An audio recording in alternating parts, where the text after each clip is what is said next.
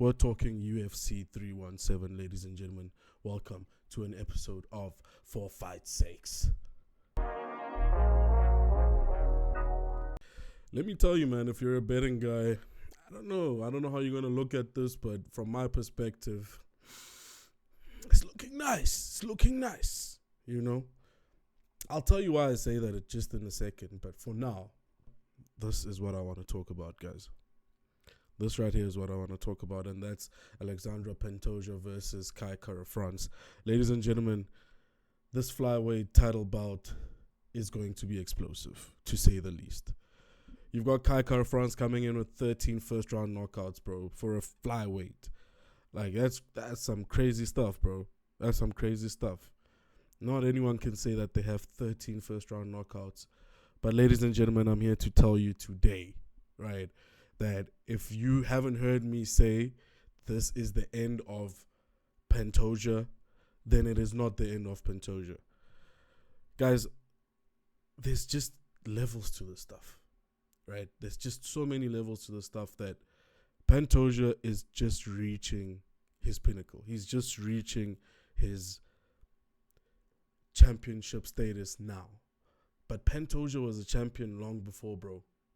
This guy embodies everything fighting, bro. Like, he has been doing this his whole life. And right now, he's coming into the role. We've seen the Pantoja that was very emotional, Pantoja that was trying to find himself. But I'm looking at him now coming into this fight and looking at him in the build-up on Embedded and all of that. And he is looking even much better, bro. You know, he does look like that Pantoja that's going through shit. You know, he looks like someone who's got his shit together and is ready to make a legacy. He's one of those fighters where in a short fight camp, he could still pull it off. Because when he's in there, he's so comfortable that, sure, there is a game plan, 100%. But he's so comfortable in there that he could do whatever the hell he wants. I'm not kidding, man. This guy's dangerous. Kai Kara-France coming in with 13 first-round knockouts. Look, that's great, bro. That's awesome stuff. But hopefully it's a stand-up fight, because as soon as it goes on the ground, bro, I don't think he has a chance that much with someone like Pantoja. But yeah, man, if Kai Kara-France can pull off a knockout within the first round, then that's awesome. But I don't see that happening with Pantoja, because this guy can take a punch, bro. This guy can take a punch. Like, when he's in there, bro, it can get bloody, it can get whatever, and he's willing to take it wherever. So, I don't know, man. I like Kai Kara-France. I wish him the best. I wish both guys the best. But in my humble opinion, I think Pantoja takes this one. Guys, I don't know, man. I don't know. There are a lot of times when I've said Tuporia is not going to come out on top, especially against Max Holloway. With Volk, I wasn't ruling out Volk. I can't say that I can rule out Volk, but after that knockout from Makhachev, I know that it takes a long time to heal from something like that. So I wasn't expecting too much from him in that one, and in fights leading up to that, until he perhaps took a break or something like that. But with Max Holloway, I didn't see it going down like that. I was hacked, bro. I don't want to lie. I was hacked, because Max is one of my favorite fighters, and he's a brilliant boxer. He has a chin of steel, and I mean, that's why no one's had knocked him out before then. But Ilya managed to do it, man, and he did it the same way as he does a lot of the time, and that's with the combos, man. I've never seen someone so clean with the combos, and someone who's able to set them up so well, and also on top of that, level change so well. Tuporia is brilliant when it comes to something like that, and I'm not shocked that he's gotten the success so far.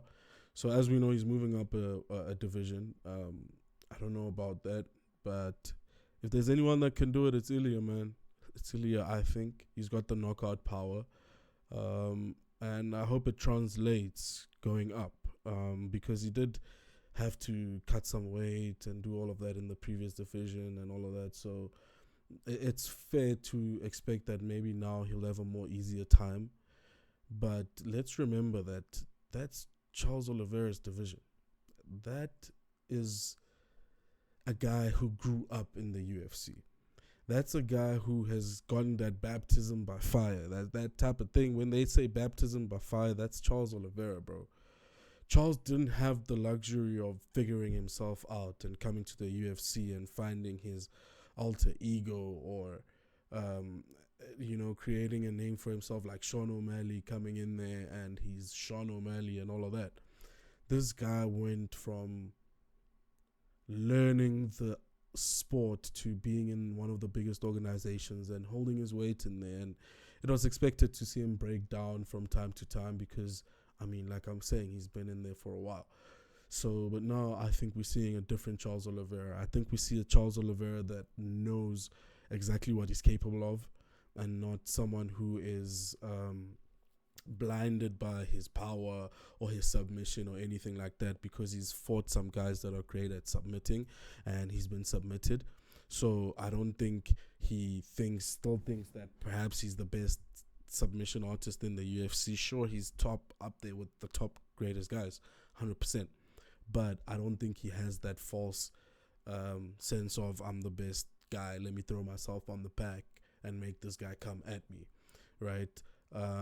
There are certain things that he does where he wants, if you're not willing to take him down, he tries to take you down. And I think that's where the problem is, because that's where Michael Chandler was finding success in their fight. And I say Michael Chandler because I find Michael Chandler's explosiveness and size similar to that of Ilia Tuporia.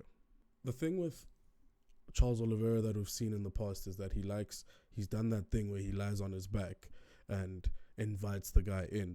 And I think there's a very good explanation for that. And that's because the guy he's not really great at planning a takedown or setting up a takedown.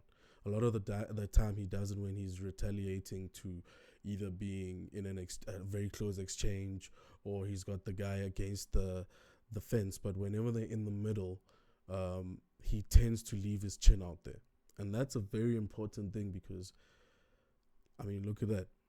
And that's my point right there. The size that Charles carries in that division is going to play a big role in what happens on the ground game. And I think that's where Charles Oliveira needs to focus on, is on the ground game. Because as long as you're standing, Tuporia is going to be coming at you with those combos.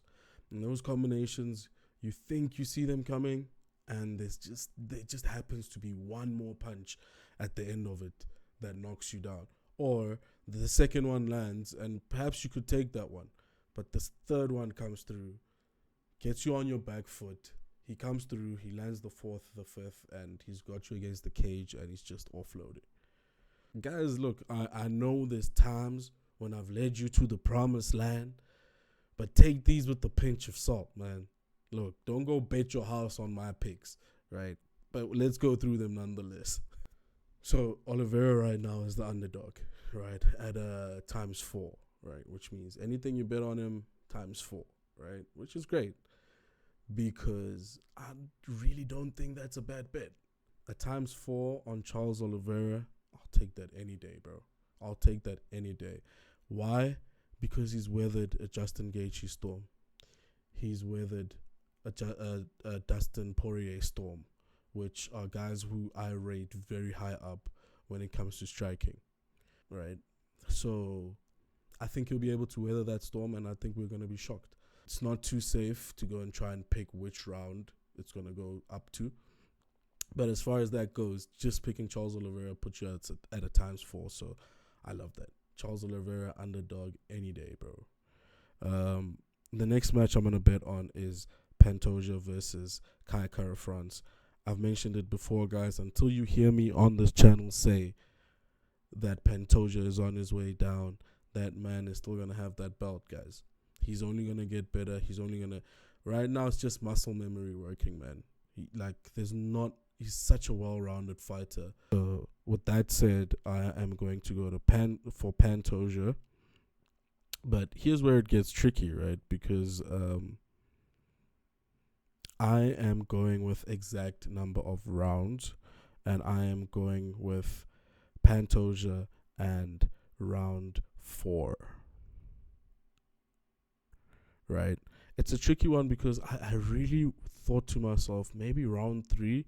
Round 3 is a times 9, round 4 is a times 12.